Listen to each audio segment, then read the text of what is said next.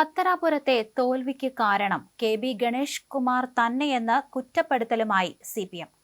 തോൽവിക്ക് കാരണം അദ്ദേഹത്തിന്റെ നാക്കാണെന്ന് CPM കുന്നിക്കോട് ഏരിയ കമ്മിറ്റി യോഗത്തിൽ വിമർശനം ഉയർന്നു. തെരഞ്ഞെടുപ്പ് അടുത്തപ്പോൾ ഗണേഷ് കുമാർ നടത്തിയ പല പ്രസംഗങ്ങളും മാധ്യമങ്ങളോടുള്ള പ്രതികരണങ്ങളും ഒഴിവാക്കേണ്ടതായിരുന്നു.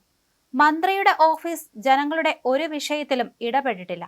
പാർട്ടി നേതാക്കളോട് പോലും പുച്ഛഭാവത്തിലായിരുന്നു ഇടപെടൽ. NSSുമായുള്ള വിഷയം വഷളാക്കിയത് കെ.ബി. ഗണേഷ് കുമാർ തന്നെയാണ്. തദ്ദേശ തെരഞ്ഞെടുപ്പിലെ തോൽവിക്കും ഗണേഷ് കുമാർ തന്നെയാണ് ഉത്തരവാദിയെന്നും നേതാക്കൾ കുറ്റപ്പെടുത്തി. പിണറായി വിജയൻ പ്രതിപക്ഷ നേതൃസ്ഥാനം ഒഴിയണമെന്നും അംഗങ്ങൾ ആവശ്യപ്പെട്ടു. പിണറായിയുടെ ധാർഷ്ട്യമാണ് തെരഞ്ഞെടുപ്പിൽ തിരിച്ചടിയായത്. ചില ഉന്നത ഉദ്യോഗസ്ഥരുടെ തീരുമാനങ്ങൾ നടപ്പിലാക്കുന്ന PR ഏജൻസി മാത്രമായിരുന്നു മുന്നണിയുടെ ഭരണകാലത്ത് CPM സംസ്ഥാന സെക്രട്ടേറിയറ്റ് എന്നും വിമർശനമുയർന്നു. ചർച്ചയിൽ പങ്കെടുത്ത 17 പേരും പാർട്ടിയുടെ സംസ്ഥാന നേതൃത്വത്തിൽ മാറ്റം വേണമെന്നാവശ്യപ്പെട്ടു.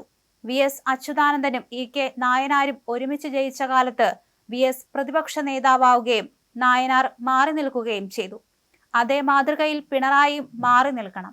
CPM സംസ്ഥാന സെക്രട്ടറി MV ഗോവിന്ദനെതിരെ രൂക്ഷ വിമർശനം ഉയർന്നിരുന്നു.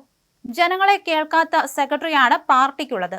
പുതിയ രണ്ടാം നിര നേതൃത്വത്തെ കെട്ടിപ്പടുക്കുന്നതിൽ നേതൃത്വം പരാജയപ്പെട്ടു. G. സുധാകരനെതിരെ ചെറ്റ എന്ന് വിളിച്ചത് ഒരു കമ്മ്യൂണിസ്റ്റും പറയാൻ പാടില്ലാത്തതാണ്. സംസ്ഥാന സെക്രട്ടേറിയറ്റ് അംഗം ആനാവൂർ നാഗപ്പന്റെ സാന്നിധ്യത്തിലായിരുന്നു യോഗം. ഗണേഷ് കുമാർ 25 വർഷം പ്രതിനിധാനം ചെയ്ത പത്തനാപുരം മണ്ഡലം കൈവിട്ടതിൽ ഉമ്മൻചാണ്ടി ഫാക്ടർ ഉണ്ടായിരുന്നു.